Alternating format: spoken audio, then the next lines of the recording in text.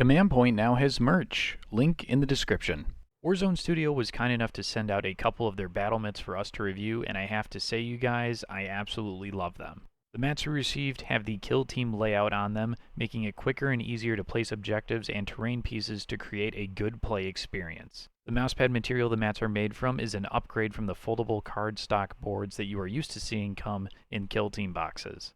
Warzone Studio are even helping support the channel by giving us a kickback for each order placed using the link in the description below. So make sure to check them out, and thank you to Warzone Studio for sponsoring this video. Hello everybody and welcome back to Command Point. My name's Ryan and today I'm here with Shane. Yes. And we are doing the 12th day of Kill Team today. The 12th day. Yeah, you get to be the interviewee. I know, it's really for special. The 12th day, yeah. It's the 24th one of these I've done, and I finally get to be on the other side. Yes, yeah. And what are we talking about today, Ryan? So we're talking about the Hierotek Kill Team, something that you've been kind of messing around with like on the side for a little bit now. Yeah, they've been one of my favorites for a while. I have like a weird fondness for them, and I honestly just wanted an excuse to talk about them. So Gotcha. Here we are, and you know they're cool. They're Yeah. backgrounds. They're cool. They got a bunch of buffs, not that recently. Yes. But I don't think people have given them like a fair shake. Yeah. At the competitive level, so I think this conversation is going to be pretty interesting. So, I guess first off, how about you go ahead and describe how the Hierotek circle plays? What's their play style like in Kill Team? So I think it's a really interesting one to talk about because specifically I think that Hierotek as a team, I think most teams in Kill Team have like a defined play style where there's one thing that they are pretty good at, then they lean into it. Like Inquisition's like a control team or something like that. But I think that Hierotek is one of the few teams that can really pivot hard into different play styles depending on how you want to play them as a player. Like you can play Hierotek as like a control team, like with the nano mine, and just play really passive defensive, or you can play them as like a super aggressive alpha striking team with like 9-inch flying guys, 11-inch charging guys, like running up the field, like doing shooting attacks, like on the activation where another guy's doing a shooting attack and like super aggressive. Or you can like play for late game, kind of like a green almost, and kind of just like. Oh, okay. There's a lot of different ways you can play Hierotek, and that's one of the things that appeals to me about them. Yeah. And that's just with the Chronomancer alone, not even going into the possibility of running like one of the other two Crypteks. So. Yeah. Something that newer players to a faction often struggle with is turn one. What's like the play pattern for this team? You said that, they're a super flexible team. Yeah. So does that vary at all, or is there kind of like a go-to opening for a Hierotek circle? So it's kind of tough. Hierotek, I will say, if you're a kind of player that kind of likes a lot of turn one freedom or like flexibility, I don't know if Hierotek's a team. Hierotek's a very stressful team to play on turn one because you only have 8 models. 7 of those 8 models only have 2 APL, and you've got 1 comms. So if you include the comms, I think the team's working with like 16, 17 APL, which is less than an elite team. It's like really, really low. So you only have so many actions that you can do on turn one, and they're slow on top of that. Most of the models move, 5 of the 8 models move 4-inch movement, and the other 3 are 6-inch movement. Or I guess, I'm sorry, it's 4 of the 8, and the other 3 are the other 4, 3 of which fly, I should say. So you've got a lot of really slow guys, and you've got a few guys that can fly. One of them's 3 APL, but you have these different ways to like increase the movement of some of your models. But again, it's through APL things, and the team only has so much. Yeah. So I've always said that playing Hierotek on turn one, you need to have like an NFL playbook. Oh, okay. It's really like you have to look at the board and say, all right, I only have so many ways I can get to that objective or this objective. What do I really want to do? Do I want to try to go for like a 4-2? I don't personally like going for a 4-2 because it's kind of tough. That is really tough, slow. yeah. So I usually try to go for a 3-3 and like set up my nano mine. But you can also, like I said earlier, go for like a super crazy aggressive alpha strike, because I think this team is also the best alpha strike in the game. But it's attached to a team that has so many turn one limitations. So you need to really find a balance of whether you want to be aggressive on turn one or not. And I think a lot of that plays into like if you're playing on loot, you have to do mission actions. Yeah. Same for secure. So maybe on those you play a little more passive and you just focus on getting your points. But if you're on capture and you only need to stand on the points, maybe you have a little more flexibility to like use those actions to try to shoot things, for instance. So it's definitely a balancing act. You need to be really careful and like have a good read of the board on turn one before you start the first turn and kind of know what you're doing. Gotcha. All right. So I know you've mentioned this Alpha Strike before, probably like twice at least in this video now.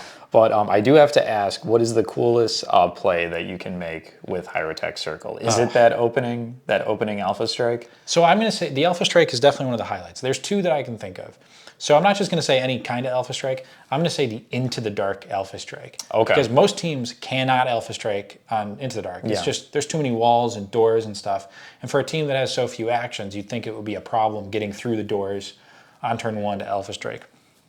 But on Into the Dark, so you can, with the Death Mark, if you decide to take a Death Mark, he has like a kind of like a Wormblade hiding ability that you can do on turn one where you can drop him in.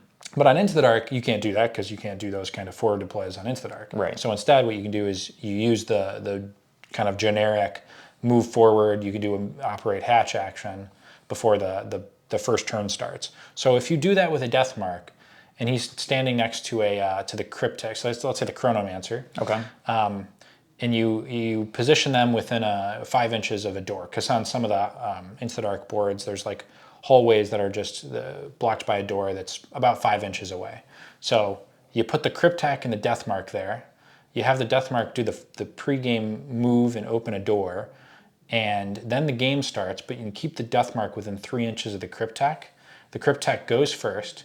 He takes an APL from the Death Mark to make himself 4 APL, make the Death Mark 1. He casts the Chronometron on himself to give him plus 3 inch movement.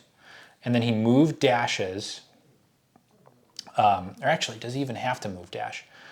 Yeah, no, he actually doesn't do the Chronometron. Okay. He move dashes, opens the other door on the other side. I can't remember which Into Dark map this is, but he opens the other door after taking the APL, so he can move, dash, open, and then shoot them on their deployment line. Because 95% of your opponents that play against this, they're not going to expect that. They're not going to. Like you said, no other team can really do something like that. So this is a team that can basically open 2 doors and move a guy up and shoot on the first turn of the first activation, first activation of the first turn. So that's pretty crazy. I've done that before, and it's awesome. I'd say the other thing is just like setting up those turns where like you win initiative and your Chronomancer goes and blasts 3 guys and then orders the Despotek from across the board to shoot and blast another guy too. And then like you're just killing multiple dudes in one turn. It's like crazy swing turns you can get with the Crypteks. So I'd say that's flashy and people don't expect such crazy stuff from Hierotek in the early game. Gotcha. There's a lot of stuff has changed with this team. But what do you think is their best and their worst matchup? It's a tough call. I think that I haven't had the opportunity personally to play them against elites, but I've always kind of speculated that I think Hierotek could actually do pretty well into elites. That you have the Chronomancer with the, if you take the AP1 shooting attack on him, it's actually pretty good into single targets, especially if he has the reroll. And on top of that, I think you can like wait them out. It's like one of the few teams that you can actually wait them out. You have a few extra activations, and you can just pick them off and try to get like some brutal slows with the nanomine. So I think that they're pretty good into elites. But the one thing that they're really good against that nobody really gives them credit for is melee hordes. So I'm talking Chaos Cult and Gellerpox. And during the period before Chaos Cult got their first nerf, when they were like the most broken team of all time, I actually had a lot of success running Hierotek into like top cult players, both on Into the Dark and on Open. So the reason for this is because when you're playing against a team that has no shooting on the other side and they're very melee heavy, it feels like Hierotek's entire like kit comes online on the first turn especially. So they have a ploy, a strategic ploy called Intractable March, where if your Immortals and Death Marks, if they're engaged, they can move 6 inches instead of 4 inches. So if you're playing against a team like Chaos Cult where they have no shooting, nothing to fear. You can put your whole team on engage and you can Intractable March turn 1. So now you actually have 6 inch moving Immortals. I mean, the whole team is balanced around having these guys be pretty slow a lot of the time. So when you can have that available to you right out the gate, it makes it a lot stronger. Now, on top of that, the team has a lot of blast, a lot of alpha strike. So those melee hordes hate getting alpha strike. Yes, they do. You can just crush a team on turn 1 with a good alpha strike, and no team alpha strikes as well as Hierotek Circle.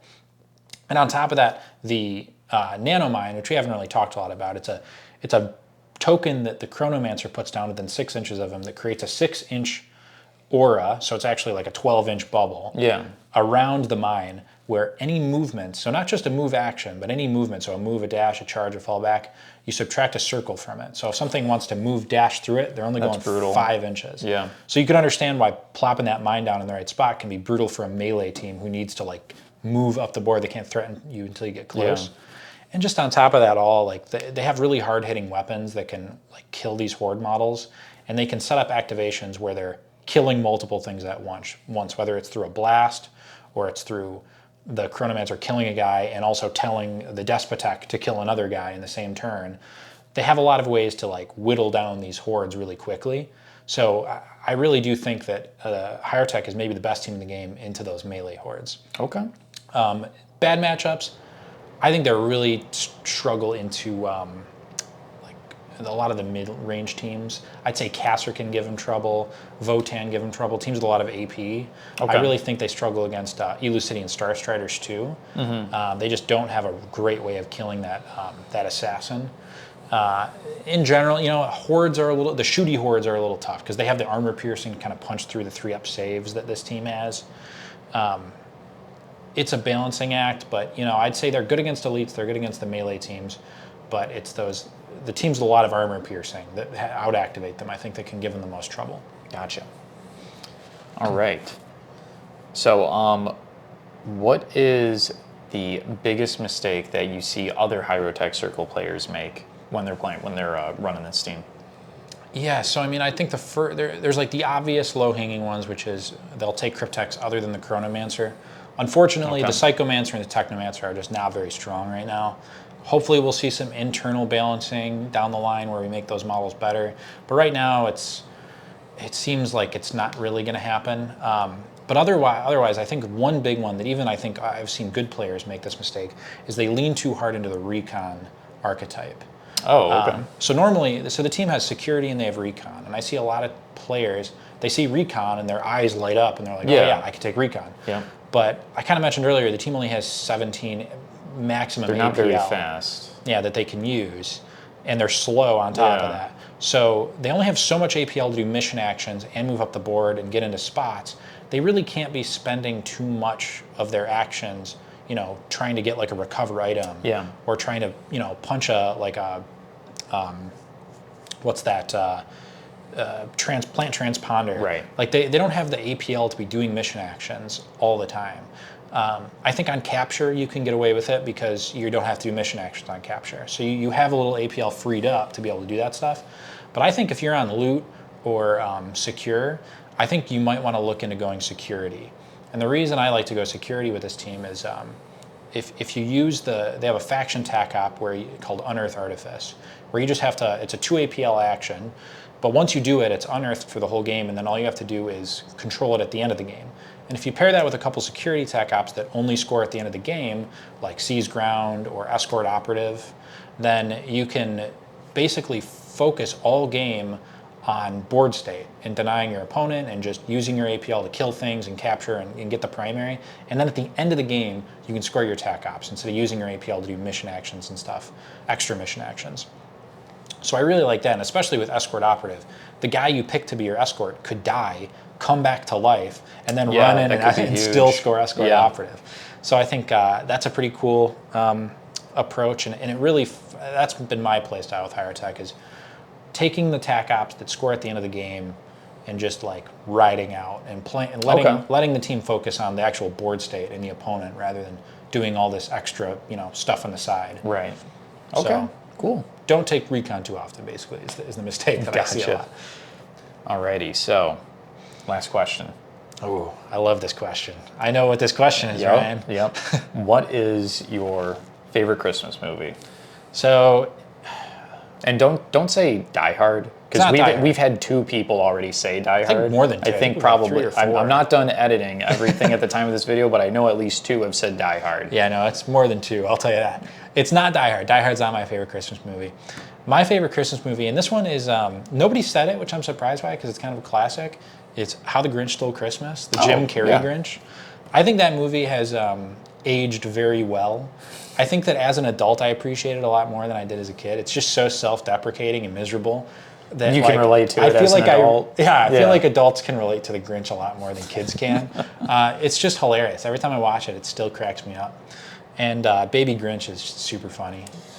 And I just want to say one last thing. Sure. I didn't get interviewed last year, and last year the final question was favorite Christmas song. Yeah. So I'm just going to say my okay. favorite Christmas song is Last Christmas by Wham, because that's the best Christmas song. That is the best Christmas song. All right. Yeah. Well, thank you guys for tuning in. I hope you enjoyed this final episode of the last... The 12 days. The last 12 days of Kill Team. Jeez. Yeah. Thank you for watching. Shouts out to all the Patreon supporters, all the subscribers, the YouTube channel members. You guys rock. You guys help us keep making videos like this. We hope you enjoy the content, and I hope to see you all again in the next video. See you later. Merry Christmas. Happy holidays.